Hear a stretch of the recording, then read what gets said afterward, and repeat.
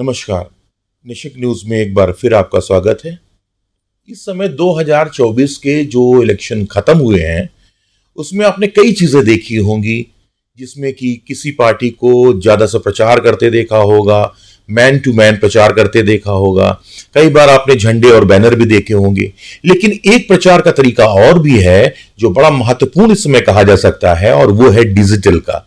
खासकर इस विषय में बात करने के लिए हमारे पास में एक्सपर्ट भी हैं, जो कि कई इलेक्शन बीजेपी और दूसरी पार्टियों के लिए जो भी टीम उनको हायर करती है उनके अच्छे परफॉर्मेंस को देख के, और उनका नाम है रचित दीक्षित भारद्वाज। और उनसे बात करेंगे और जानेंगे कि आखिर ये काम कैसे होता है, कैसे पूरी टीम काम करती है। क्योंकि सबसे इंपॉर्टेंट इलेक्शन की बात की जाए तो वो इस समय बात करेंगे जो पुरी का इलेक्शन है उड़ीसा में, क्योंकि वहां पर अभी तक बीजेपी ने कभी भी सफलता हासिल नहीं की थी। और इस कंडीशन में बीजेपी की जीत होना अपने आप में एक बहुत महत्वपूर्ण चीज है, और ये कहीं ना कहीं ये दिखाता है कि जो फील्ड वर्क है साथ साथ में जो डिजिटल का वर्क है। अब जानेंगे और इसकी और गहराइयों को। सीधे चलते हैं, हम बात करते हैं रचित जी से। अब आप ये बताइए कि कैसे काम करते हैं आप लोग और आपके काम क्या क्या है। सबसे पहले नमस्कार, जय जगन्नाथ आपके और आपके पूरे व्यूअर्स को। सबसे पहले ये जो जीत है, ये जैसे आपने अभी जिक्र भी किया और हमारी अभी बैक में बात भी हो रही थी कि ये एक ऐतिहासिक जीत इसलिए क्योंकि 1952 के बाद से आज़ादी हमें 1947 में मिली, उसके बाद से ये पहली मर्तबा भारतीय जनता पार्टी या कोई भी राइट विंग या सेंटर राइट विंग की पार्टी जीती है। तो इसलिए ये ऐतिहासिक जीत है। और इसमें यहाँ पे हम तकरीबन 14 महीने से, जैसे मैंने पहले भी जिक्र किया, वनवास में थे। 14 महीने से लगातार मैं और हमारी पूरी टीम तकरीबन इस जगह पे लगी हुई थी since I believe in January. We started in January और लगी हुई थी, और धरातल पे बिल्कुल एक एक चीज़ महत्वता से जान रहे थे, समझ रहे थे, और ये देख रहे थे कि कैसे श्री संबित पात्रा जी को जिताया जाए। ये जिसका आपका एक फर्म है जिसके तहत आप लोग काम करते हैं, लॉर्ड एनालिटिक्स, तो उसमें कितने लोग और जुड़े हुए हैं, और जिसे काम करते हैं जब तो फील्ड में कैसे जाते हैं या केवल डिजिटल से काम करते हैं? तो इसमें हमें ये चीज़ जाननी पड़ेगी कि लॉर्ड एनालिटिक्स एक फर्म है, एक लीगल फर्म है, और देश की पहली और इकलौती ऐसी लीगल फर्म है जो पॉलिटिकल इंटेलिजेंस और स्ट्रैटेजी में काम कर रही है। इस फर्म में हमारे करीब आप मान के चलें 45 से 60 लोग हैं जो सिर्फ इस वर्टिकल में काम करते हैं, और इसमें भी कई सब वर्टिकल्स हैं, जैसे मैंने जिक्र भी किया था आपसे। यहाँ पे हमारे उड़ीसा प्रोजेक्ट में करीबन हमने 14 पीपल डिप्लॉय करे थे, और उस यूनिट का नाम था फील्ड पॉलिटिकल इंटेलिजेंस। तो इसमें हमें एक बात ये समझनी पड़ेगी, क्योंकि आप बार बार जिक्र करें डिजिटल का, तो मुझे आपको और आपके व्यूअर्स को ये चीज समझानी पड़ेगी। जब अर्बन की बात आती है तो जरूर से हमें social media, WhatsApp, Facebook, like everything, ये these platform actually work. But जब ये रूरल की बात आती है तो ये काफी हद तक चीजें नेग्लिजिबल होने लगती हैं, इसका प्रभाव नेग्लिजिबल होने लगता है। उदाहरण के तौर पे पूरी लोकसभा ये उन सबसे बड़ी लोकसभाओं में से थी जो देश में आज मौजूद है, खासकर उड़ीसा में, इन टर्म्स ऑफ एरिया। यहाँ पे आप जैसे अभी बात हो रही कि हम लोग इस पूरी को हम लोग जीते हैं, आपने बधाई भी कई दफे दी मेरे को। बट सबसे बड़ी बात क्या है कि हमें ये समझना चाहिए कि यहाँ पे सिर्फ हम एक लोकसभा नहीं जीत रहे हैं, हम यहाँ पे 7 विधानसभाएं, लोकसभा स्तर पर 7 विधानसभाएं, जिसमें 5 हमारी विधायक भी हमारे बन के आ गए, लेकिन लोकसभा लेवल पे हम काफी हद तक लीड पे रहे। 7 विधानसभाएं, करीब 46 मंडल, जिसमें 38 शहरी और 8 शहरी मंडल है, जिसमें 36 जोन्स आते हैं, जिसमें तकरीबन 13 प्रखंड यानी ब्लॉक, व्यूअर्स के लिए ब्लॉक क्योंकि आजकल इंग्लिश ज़्यादा समझते हैं, तो 13 प्रखंड और 313 ग्राम पंचायतें। और इसमें अगर आप इसका इंटेलिजेंस देखेंगे, लाइक आप इसमें ग्राफ देखेंगे, ये जीतनी हमारे लिए एक्चुअली बड़ी मुश्किल थी, क्योंकि कॉन्ट्रडिक्शन आप देखिए, पूरी लोकसभा तो हम निकाल ले गए लेकिन पूरी विधानसभा नहीं निकाल पाए। उसके अन्य कारण है जो हम आगे आपके साथ बताएंगे। अच्छा, एक नया टर्म्स जो है हमारे व्यूअर्स को भी नहीं मालूम होगा, काफी लोगों को नहीं मालूम होगा, जो पॉलिटिकल इंटेलिजेंस की बात करते हैं, तो पॉलिटिकल इंटेलिजेंस कैसे काम करता है? पॉलिटिकल इंटेलिजेंस, वाजपेयी जी, सबसे पहले हमें यह समझना पड़ेगा, एक बहुत ही, it is like an umbrella. जैसे कि चूंकि आपकी, मैं बिलीव कर रहा हूँ कि आपके व्यूअर्स जो होंगे वो पॉलिटिकल अवेयरनेस थोड़ा बहुत रखते होंगे। उदाहरण के तौर पे आरएसएस एक अम्ब्रेला है, उसके अंडर पे एबीवीपी, अखिल भारतीय विद्यार्थी परिषद, खुद बीजेपी, बजरंग दल, विश्व हिंदू परिषद, कई सारे समाज उसमें ऑटोमेटिक आ जाते हैं। इट इज लाइक अ सब ब्रांचेस। तो पॉलिटिकल इंटेलिजेंस भी एक अम्ब्रेला के तौर पे, इसके अंडर पे स्ट्रैटेजी, इसके अंडर पे आपके सर्विस, इसके अंडर के आपके डिजिटल प्लेटफॉर्म्स, फील्ड का काम, फील्ड यूनिट्स, सब आ जाता है। पॉलिटिकल इंटेलिजेंस, एज जो नेम एविडेंटली सेज, इंटेलिजेंस, आप ही के लोग के बीच में रह के आप ही के लोगों को जानना, समझना, और उस हिसाब से strategically we have to design the plans. तो पॉलिटिकल इंटेलिजेंस एक बहुत बड़ा शब्द है, मुझे लगता नहीं कि हम 10 सेकंड के अंदर आपको ये समझा पाएंगे। अच्छा रचित, ये सबसे बड़ा इंपॉर्टेंट चीज ये आ रही है कि जैसे इलेक्शन में देखा जाता है कि जितने भी नेता हैं, चाहे छोटे हों बड़े हों, strategy face to face change होती है। तो वो आपको कैसे देखना पड़ता है कि कब चेंज करनी है, कब नहीं चेंज करनी है? तो अगेन मैं वही कहूंगा कि आजकल जैसे कई कंपनीज हैं, सबसे बड़ी बात है कई ऑर्गेनाइजेशंस है, बीजेपी की खुद की, कांग्रेस की खुद की, तृणमूल कांग्रेस खुद की, ऐसे अन्य पार्टियों की खुद की ऑर्गेनाइजेशंस हैं। इनका ज्यादातर, मेरा हालांकि सजेशंस भी रहते हैं हमेशा, मैंने कई दफे हर पार्टी को ये दिए भी हैं, कुछ लोगों ने एक्नॉलेज किया, कुछ लोगों ने आउट ऑफ एक्नॉलेज नहीं किया। बट सबसे बड़ी चीज क्या होती है कि हमें ग्रास रूट लेवल का जो वर्क है ना, उसको कभी डिनाई करना ही नहीं चाहिए। डिजिटली एक पढ़ा लिखा बंदा आएगा, कॉलेज से पढ़ा हुआ, ही कैन मैनेज इट। आप थोड़ा बहुत उसको समझाएंगे, ट्रेन करेंगे, he can manage it. But field का इकलौता ऐसा काम है जो आपको पढ़ाई से नहीं, वहां पे वक्त गुजार के आएगा, और आपको उस समझ को डेवलप करना पड़ेगा। इसको बेहतर तरीके समझाएं तो उस समझ को समझना पड़ेगा। जो लोगों की समझ है उनको आपको समझना पड़ेगा, उस हिसाब से ये डिजाइन। जैसे उदाहरण के तौर पे हर जगह कास्ट पॉलिटिक्स बड़ी चलती है, कोई क्षत्रिय बिरादरी का है, कोई हमारा वाल्मीकि भाई है, कोई हमारा मुसलमान भाई है, वो अपनी जाति या अपने मजहब के नाम पे वोट डालते हैं। उड़ीसा में आप ये चीज देखेंगे, यहाँ कुछ भी ऐसा नहीं होता। जाति के नाम पे मेरी समझ से तो वोट पड़ते ही नहीं है वहां पे। तो ये एक बहुत ही नेक्स्ट लेवल था कि हम polarise in terms of caste के आधार पे कर ही नहीं पाएंगे। The only thing would be the development part. तो इसमें श्री संबित पात्रा जी को मैं सबसे पहले श्रेय देना चाहूंगा, क्योंकि हम लोग कुछ भी गाइड करें, किसी को कुछ भी समझाएं, लेकिन जब तक वो इंप्लीमेंट नहीं होगी तब तक उसका कोई मायना नहीं होगा। अच्छा रचित, एक चीज और भी, आपके सब चीजें देख रहे थे आपके विषय में भी, तो आपने सुब्रमण्यम स्वामी के साथ में भी काम किया, आपने प्रशांत किशोर के साथ में काम किया जो कि बहुत फेमस हैं। तो इन सब चीजों काम से एक्सपीरियंस है, आपको क्या लगता है प्रशांत किशोर की जो स्ट्रेटेजी अभी बिहार में चल रही है उसमें क्या लगता है कितना सक्सेसफुल होंगे, क्या उनका आगे का व्यू होगा? देखिए, मेरी तो आशा है कि वो बहुत सक्सेसफुल रहे, क्योंकि व्यक्तिगत तौर पे तो मैं कभी किसी भी कमेंट नहीं करता, लेकिन जो उन्होंने एक रास्ता बनाया है वो बहुत ही अलग रास्ता है, और उस रास्ते में वो एक चीज सिखाता है। जैसे मैं ये समझता हूँ कि आजकल के बच्चों को जोखिम नहीं लिया जाता, उनसे जरा सा भी जोखिम वो ले ही नहीं सकते। तो उन्होंने अपने करियर के साथ, ऐसे हर लोग जो ऐसा करना चाह रहे हैं, राजनीति में आना चाह रहे हैं, क्योंकि बहुत ही अनस्ट्रक्चर्ड और बहुत अनस्टेबल फील्ड है, एक जोखिम लेके जब वो जिस तरीके से आए हैं, पहले उन्होंने कुछ टाइम यूएन में काम किया, फिर इस वर्टिकल में हर चीज छोड़ छाड़ के आए। जब भी आपको आगे बढ़ना होगा पीछे हर चीज छोड़नी पड़ेगी, तो वो करके आए। तो मैं उनसे आशा यही करता हूँ बहुत अच्छी जाए। और आप बता रहे हैं कि क्या फर्क रहा है, तो आपने जैसे अभी जिक्र भी किया कि स्वामी साहब, डॉक्टर सुब्रमण्यम स्वामी काफी प्रतिष्ठित व्यक्ति हैं, he is a very veteran person. Intelligence अगर देखनी है ना, तो कई दफे आप उनके स्टेटमेंट से समझ जाएंगे, आपके व्यूअर्स भी उनके स्टेटमेंट समझ जाएंगे कि what a sharp brain he has. मैं ये नहीं कहता वो सही है गलत है, बस मैं उनका एक कैरेक्टरिस्टिक बता रहा हूँ।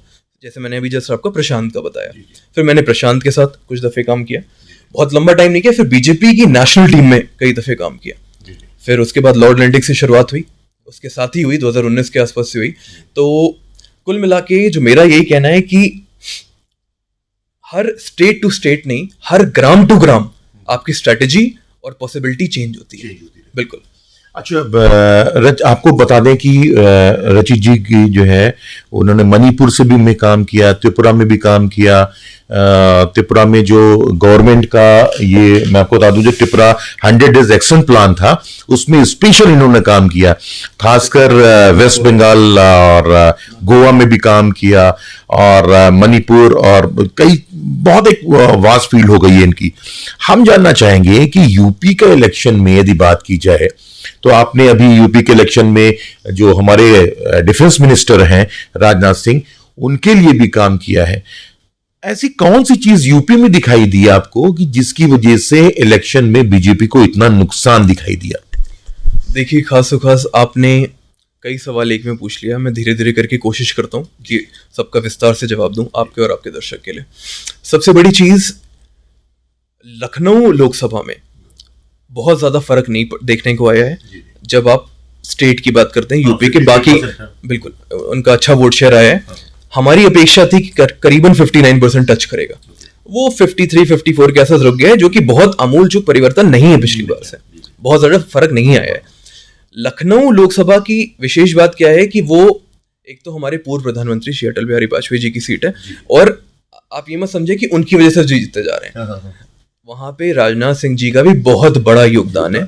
उनके नाम पे I can give you data, exactly I can give you data कि एग्जैक्टली हम आपको कितना मतलब we can give you data कि उनके नाम पे कितना वोट आ रहे हैं। तो वहां पे ये चीज देखने को मिलती है कि कुछ समुदाय हैं जो हमें वोट नहीं दे रहे थे, बिल्कुल, और काफी हद तक इंडी गठबंधन जो बना, तो जो सपा और कांग्रेस का जो लेफ्ट और सेंटर लेफ्ट की विचारधारा का वोट बैंक है, वो काफी हद तक कंपाइल हो और उन्होंने एक साथ दिया, जो पहले आपस में बढ़ जाते थे। ये मेरी समझ है।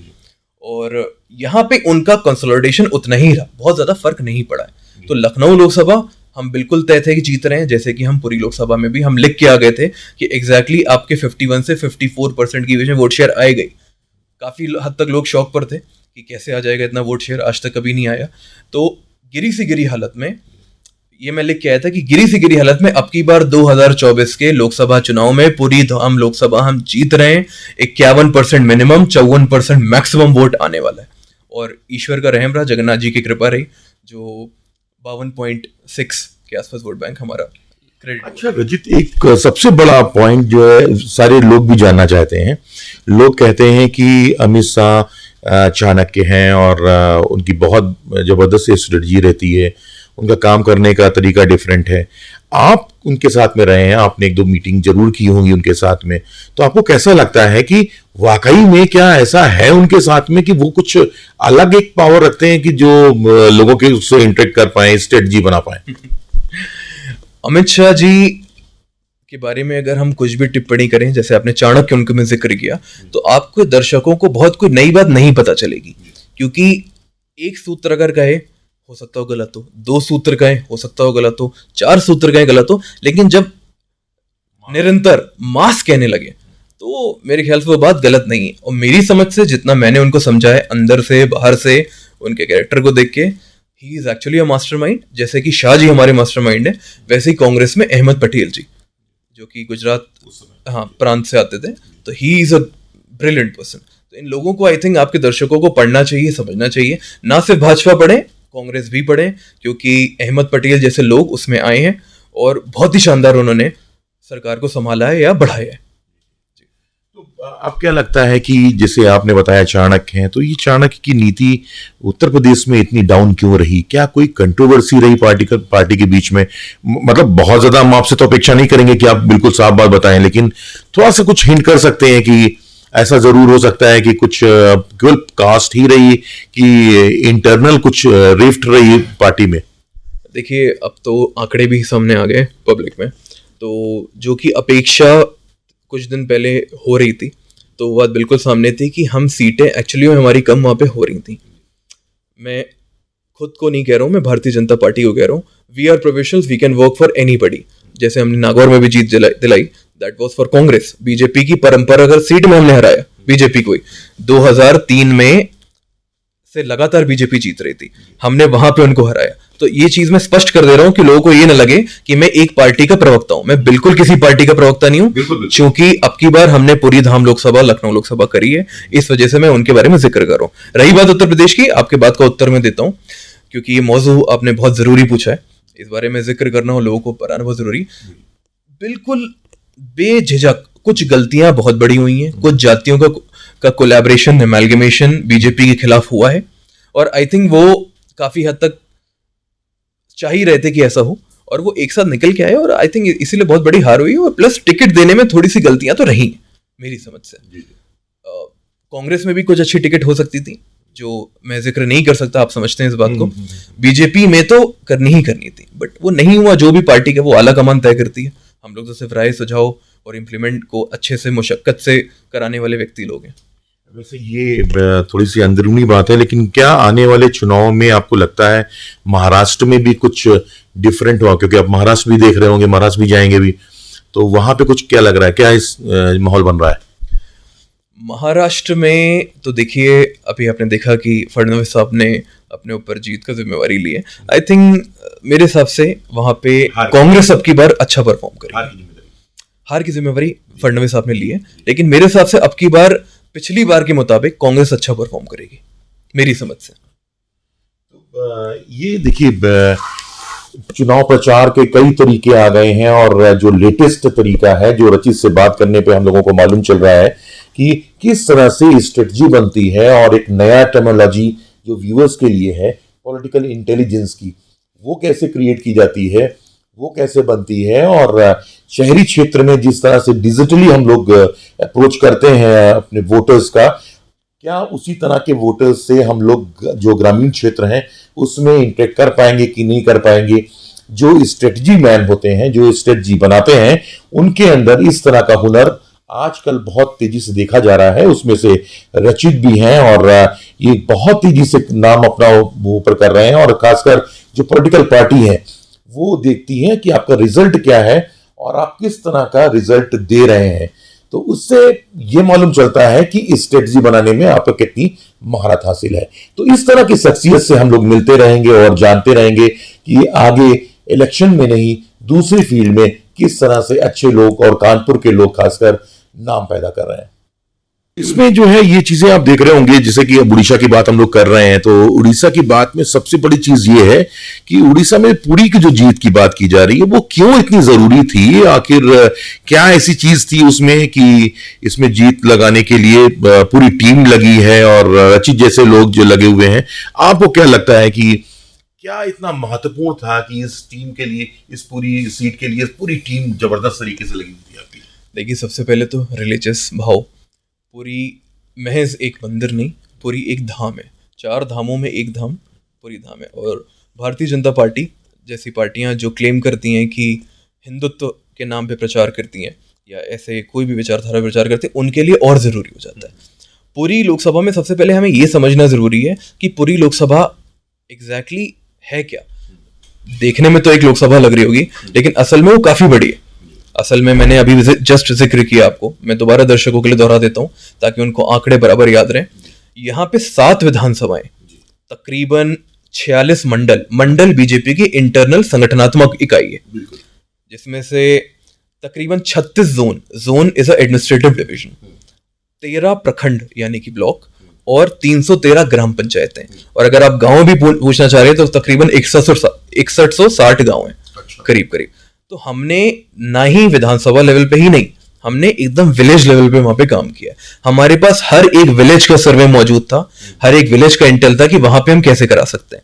रही बात भारतीय जनता पार्टी की जीत महत्वपूर्ण क्यों है, 1952 में, मैं दोबारा जिक्र कर रहा हूं इस बात के आपके दर्शकों के लिए, 1952 से पहली बार ये जीत मिली है किसी भी राइट विचारधारा की पार्टी को। जो हम लेफ्ट विंग राइट विंग का एक सेंटेंस पढ़ते हैं अक्सर, एक उसकी वो आती है, तो उसमें राइट विंग की पहली ऐसी पार्टी है जो 1952 से जीती है। तो इसकी महत्वता इसलिए जरूरी है। दूसरी चीज, अगर आप वोट शेयर की बात करेंगे तो मिनिमम जो मेरी हमारे जो लीडर हैं उनसे भी बातचीत हो रही थी, तो बातचीत हुई कि वहां पे हर कोई, कुछ और भी लोग थे जो अपना स्पेशल संगठन के लोग टिप्पणी देते हैं जो पार्टी के बहुत टाइम से काम कर रहे हैं। ये बात हुई थी कि अब की बार जो सामने हमारे आए थे अरूप पटनायक जी, वो बेसिकली आईपीएस है और कमिश्नर थे मुंबई के। तो obviously he was a great personality. ऐसे ही कोई उठा के उन्होंने किसी को लोकसभा की टिकट नहीं दे दी थी, और मूल रूप से पुरी के ही रहने वाले थे, तो लोगों का भाव भी उनके साथ था काफी। तो वहां पे जब ये बात हो रही थी, संगठन के लोग ये कह रहे थे कि तकरीबन 35% पे उनका वोट शेयर गिर जाएगा, जो कि पिछली बार 47% था। मैं बीजेडी की बात कर रहा हूँ, बीजू जनता दल, नवीन पटनायक साहब की। तो as per our intel, as per our data, जितनी भी हमने समझ थी, जितनी भी हमने डेवलप करी थी, हमारी सबसे बड़ी आर्गुमेंट मेरी यही थी कि 41% से नीचे गिर ही नहीं सकता। बीजेडी अगर एक आम रूप में आप कहते हैं कि अगर सड़क से उठा के भी किसी को खड़ा कर दे तो 41% से नीचे लोकसभा में उनका वोट शेयर गिर ही नहीं सकता। इतना कॉन्फिडेंस किस बात के लिए था ये? सर मैंने आपको एक एक आंकड़े गांव तक के बता दिए, कोई आप पुरी के लोगों से भी पूछ लें उनको भी इतना पता नहीं होगा। तो स्वाभाविक सी बात है 14 महीने का वनवास था, 14 महीने से तप कर रहे थे, काम कर रहे थे और यही समझ डेवलप कर रहे थे। वहां पे आपको बता दें, दर्शकों को बता दें कि 14 महीने लगातार रचित जो है और रचित की टीम पूरी पे रही है। वहां पे जैसे इनका बताना है और लोगों गए भी हैं, उनको भी देखना है कि जो जगन्नाथपुरी का एक पर्टिकुलर एरिया है वो तो डेवलप्ड है, लेकिन जो बाहर का जो सबर्बन एरिया है वो इतना डेवलप नहीं है और उस कंडीशन में ये वहां पर रहे और अच्छी तरह से इन्होंने काम किया। रचित, सबसे बड़ी एक बात है, एक क्वेश्चन है, आउट ऑफ कॉन्टेस्ट भी हो सकता है वो, कि क्या आपको लगता है कि जो इस तरह की दक्षिणपंथी विचारधारा है वो बहुत तेजी से उभार पे है पूरे वर्ल्ड में, इंडिया की बात छोड़ के पूरी करें तो उस पे डाटा कुछ आप लोगों के पास में है क्या? थोड़ा सा और इलैबोरेट करें मेरी समझ के लिए जी। नहीं, आप एक बार क्वेश्चन को इलैबोरेट करें। नहीं, मैं कह रहा था कि जिसे दक्षिणपंथी जो विचारधारा है, दक्षिणपंथी जो राइट विंगर्स की बात करते हैं, वो विचारधारा क्या बहुत तेजी से ऊपर उभार पे है, और यदि उभार पे है या नहीं है तो उसका कारण क्या है? देखिए, भावनात्मक तौर पे तो ऊंचाइयों पे गई है इसकी विचारधारा, लेकिन जब जो हम जिसकी बात करते हैं कि उसका इफेक्ट क्या है, आपने घर में आप अभी तक नॉर्मल थे, आपको लगा यार श्री राम तो इतना इनका इस तरीके के कैरेक्टर थे, श्री कृष्ण इतने गुणों के स्वामी थे, इनके कैरेक्टर को जाना है, लोगों ने चीजों को समझा है, कल्चर को जाना है भारतीय को, लेकिन इन टर्म्स ऑफ वोटिंग में जब आते हैं तो बहुत फर्क नहीं पड़ा है मेरी समझ से। बहुत ज्यादा फर्क क्यों नहीं पड़ा है, मैं इसके लिए आपको काफी हद तक डेटा देने की कोशिश करता हूँ, हालांकि आपने आउट ऑफ द ब्लू सवाल कर लिया है। जैसे फर्क ये पड़ा है कि अभी तक आप झंडे नहीं लगाते, हो सकता हो आपने राम का या हनुमान का झंडा लगा लिया हो, आपने श्री कृष्ण का, जगन्नाथ का, किसी का भी झंडा लगा लिया हो, लेकिन वोटिंग में जब आप आते हैं तो बीजेपी को आप देखिए पिछली बार कितना वोट शेयर मिला था, तकरीबन 38%। मैं पूरे भारत की बात कर रहा हूँ। अब की बार उनका तकरीबन 0.7 या 1% से गिर गया है। तो यानी कि इतना हिंदुत्व फैलने के बाद भी, इतनी राम की लहर होने के बाद भी भावनाओं के तौर पे तो बहुत आगे गई है, लेकिन वोटिंग के तौर पे लोगों ने उसकी सराहना नहीं करी है, लोगों ने बहुत ज्यादा उसको फॉलो नहीं किया, या जिन्होंने किया भी है वो आए नहीं है वोट देने। तो ये आई थिंक बहुत बड़ा फर्क पड़ेगा। पुरी के कॉन्टेक्स्ट में मैं आपको बता दूं, पुरी की आपने एक चीज बोली थी, पुरी में एक चीज हमारे यहाँ बहुत ज्यादा कही जाती थी पुरी में, कि जो पुरी में जीत गया वो पूरा स्टेट ले जाएगा, क्योंकि जगन्नाथ को वो ये माना जाता है कि जगन्नाथ जी का उस पर आशीर्वाद है। तो ये इसलिए बहुत बड़ी हमारी एक जीत थी, क्योंकि आज तक कभी जीते ही नहीं थे, और बीजेडी यहाँ पे 7 बार से जीत रही थी। इससे पहले कांग्रेस जीती थी जो तकरीबन 6 बार जीती। और मैं एक चीज और आपके दर्शकों के सामने बता दे रहा हूँ, माइट भी ये फ्यूचर है, मैं कोई पंडित नहीं हूँ, पॉलिटिकल पंडित, सिर्फ एक समझ और अपना सुझाव दे रहा हूँ। संबित पात्रा जी पिछली बार तकरीबन 11,000 वोटों से हार गए थे। अब की बार करीब करीब जो मैंने आपको बताया कि 51 से 54% का वोट शेयर देके आए थे कि मिनिमम इससे नहीं गिरेगा, मैक्सिमम उससे ज्यादा नहीं आएगा, 54 से। और लिख के भी आए थे कि 6,11,000 के आसपास वोट से हम प्लस में रहेंगे, उससे नीचे गिर नहीं सकते, और 6,29,000 आ गए। तो हमारा काफी हद तक जो मेहनत थी वो फ्रूटफुल रही, और प्रेडिक्शन भी फ्रूटफुल रहा। संबित पात्रा जी, मैं आपको बता दे रहा हूं, जो मैंने पंडित की बात का जिक्र किया, इस बार आ गए, तकरीबन 4 बार यहाँ पे सांसद बनेंगे। यहाँ पे लोगों का भाव ऐसा है, आज से 4 जो नए लोकसभा आएंगी उसमें जरूर ये बनेंगे, बनते ही रहेंगे। अच्छा, ये रचित, इसमें जो है थोड़ी सी कंट्रोवर्सी हो सकती है, क्योंकि जो सेफोलॉजिस्ट हैं और आज खासकर जो है जो एग्जिट पोल निकले थे बाद में, वो काफी हद तक निराशा पैदा करने वाले थे। तो आप किस आधार पे कह रहे हैं कि 4 बार होंगे? ये कोई ज्योतिषी गणित है या एग्जिट पोल है? नहीं, कोई एग्जिट पोल नहीं है, ये खुद की हमारी ग्राउंड की समझ है, और इसका अगर कोई भी जिम्मेवारी आती है तो मैं इसमें एक चीज और ऐड कर देता हूं, चूंकि आप सवाल दूसरा पूछने लग गए तो मेरी बात पूरी नहीं हो पाई थी। इस तरीके से ही अगर संबित पात्रा जी लगे रहे जो उन्होंने किया, जिस तरीके से चल रहे हैं, ना इससे ज्यादा ना इससे कम, इतने भी लगे रहे, 4 बार की जीत निश्चित है। और रही बात एग्जिट पोल की, आप जो बता रहे हैं कि अब की बार लोकसभा में आप शायद जिक्र कर रहे हैं कि बीजेपी की सीटें घट गई, बिल्कुल घटी है, उसका आप देखेंगे तो इससे कोई ताल्लुक नहीं है। वो प्रेडिक्शन पॉलिटिकल पंडित है, कोई 351 बता रहा था, कोई 352, वो कभी ग्राउंड पे उतरे नहीं है। मैं उनको एक ही चीज रिक्वेस्ट करूंगा, आप ग्राउंड पे उतर के मेहनत करिए और हम लोग आपको सहायता करेंगे उसमें। और सिर्फ आप सर्वे या डिजिटल आधार पे ना जाएं। डिजिटल नो डाउट एक वाइड स्प्रेड के लिए बहुत अच्छा है, लेकिन धरातल हमें कभी नहीं छोड़ना चाहिए। और एक चीज और जिक्र दूंगा, ये जीत सिर्फ लॉर्ड एनालिटिक्स की नहीं है, ये जीत लॉर्ड एनालिटिक्स में जो हमारी टीम थी उन सबकी है। मैं अपने साथियों का नाम भी लेना चाहूंगा। और क्या बिल्कुल, सबसे पहले आयुध जी हैं, हमारे Devashish, he was a very good performer, Aditya, Rajeev, Ankit, 2 Ankit हैं हमारे पास, Ankit Tiwari and the other Ankit हो गए, और सुधांशु हमारे पास थे, और अंकिता, अपर्णा, तान्या। तो कुल मिला के और भी जो लोग, मैं अपने साथियों के शायद नाम भी मिस कर रहा हूँ, बट हर वो व्यक्ति को मैं धन्यवाद देना चाहता हूँ जो उसने उस क्रिटिकल कंडीशंस में पुरी में रह के हमारे साथ लगे रहे और संबित पात्र जी को जीत दिलाने में अपना कंधा दिया।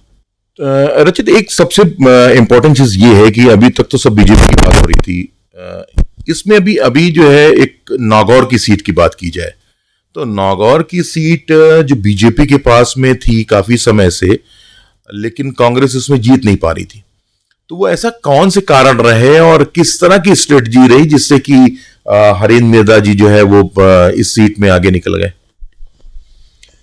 आपने शोध काफी अच्छा किया हुआ है, तो ये तो बहुत ये तो मुझे लगा ही नहीं था आप सवाल पूछेंगे।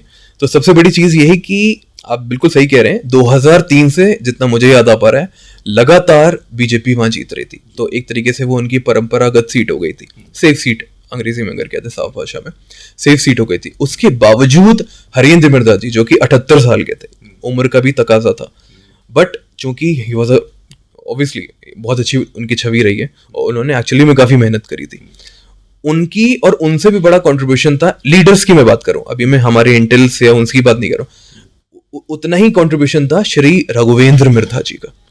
रघुवेंद्र मिर्धा जी उनके सुपुत्र हैं, और जैसे आप कहते नहीं मोदी और शाह, तो शाह जी जैसे वो बिल्कुल वहां पे उनका प्रभाव उन्होंने करा। तो सबसे अच्छी बात कहती है कि जो भी सुझाव, जो भी हमने उनको सजेशन या जो भी एग्जीक्यूशन का उन्होंने हमको एक हैंड दिया, तो अगर एग्जीक्यूशन का हैंड नहीं देते तो हो सकता है हम लोग इंप्लीमेंट नहीं करा पाते। लेकिन एक जो मैं बार बार जिक्र करता हूं कि एक आपको रिस्क लेने का एक आपके अंदर फैक्टर होना चाहिए, तभी या तो आप बहुत ऊपर चढ़ोगे या बहुत नीचे गिरोगे। तो उन्होंने समझा होगा, कुछ चीजें देखी होंगी, परखी होंगी, कुछ उन्होंने जो भी उनके साथ वक्त गुजारा था 2 महीने 2.5 महीने जो भी उस राजस्थान चुनाव में नागौर में, तो नागौर की खास बात ये थी कि मारवाड़ रीजन में और खासकर वेस्टर्न राजस्थान में अगर राज करना है तो मारवाड़ की सीट बड़ी जरूरी है, बहुत ज्यादा जरूरी है। मारवाड़ की सीट अगर आपने पकड़ बना ली, और वहां पे सीधे आला कमान ऑफ बीजेपी की सीधे नजर थी, क्यों? क्योंकि वहां पे कांग्रेस के पूर्व सांसद यानी कि ज्योति मिर्धा जी, वहां ज्योति दीदी के नाम से प्रसिद्ध है वो, तो ज्योति मिर्धा जी को डायरेक्टली उन्होंने बीजेपी ने पोच किया था और उन्होंने लाके वहां पे सीधे विधायकी की टिकट दे दी नागौर की, और सामने में थे हरेंद्र मिर्धा। दोनों मिर्धाज हैं, दोनों जाट परिवार से आते हैं और वहाँ पे जाट समुदाय भी काफी अच्छा है। तो सबसे बड़ी चीज ये कि वहां पे हम लोगों ने, मतलब इन टर्म्स ऑफ लॉर्ड एनालिटिक्स की अगर बात करें, हम लोगों ने बिल्कुल धरातल पे बहुत पूरी मशीनरी को संभाला। मशीनरी एज एन, दर्शकों को बता दूं कि कोई टूल या मशीनरी नहीं, पार्टी की मशीनरी, उसको संभाला। और कहीं ना कहीं रघुवेंद्र मिर्धा जी का भी हमारे साथ, हमारे ऊपर हाथ रखने का बहुत बड़ा कारण रहा, क्योंकि अगर वो सपोर्ट नहीं करते मुझे नहीं लगता था कि जीत ये संभव थी। क्योंकि ऐसे लीडर्स को रिस्क लेने की कैपेसिटी होनी चाहिए, जो कि श्री रघुवेंद्र मिर्धा जी में पूर्ण तरीके से थी। हरेंद्र मिर्धा जी चूंकि समय कम था हमारे पास एंड के, उनकी लेट टिकट घोषित हुई थी तो समय कम था, तो वो ग्राउंड पे निकल गए थे संगठन, और इधर रघुवेंद्र मिर्धा जी और हम लोग पूरा देख रहे थे। तो वहां पे भी हमारी फील्ड पॉलिटिकल इंटेलिजेंस ही थी, और हमारी एक और टीम थी जो डिजिटल की टीम